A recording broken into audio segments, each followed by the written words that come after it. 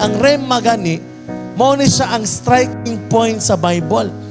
Kasulay mo na nagbasa mo sa Bible, tapos mingon mo, bitaw sa? Mingkag, naigo lagi ko ani. Ako lagi ni. Gikorek lagi ko ani. Nadasig lagi ko ani. Mao na siya ang rema words, igsoon. Dili pwede puro na lang ka logos. Ang logos is written word. Ang rema is the spoken word. And the Lord will speak to you through His still small voice.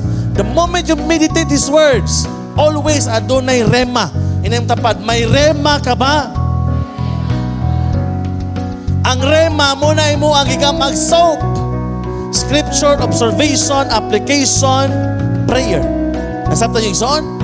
Mo na imo gipakaon na imo ang spirito sa pulong sa Dios sa matag adlaw.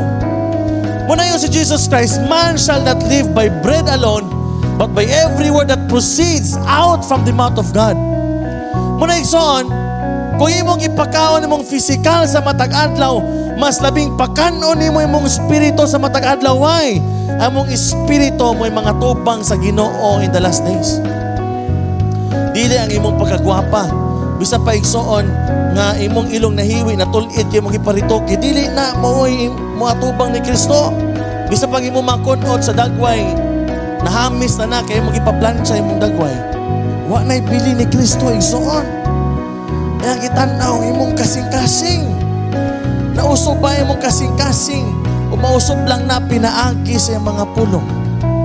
Muna nga kung busog imong physical, baka nasa imong spirit everyday. O pinagi sa cell group, makakaon kag Word of God, pinagi sa Sunday worship like this, your spirit igsoon mapuno sa Word of God.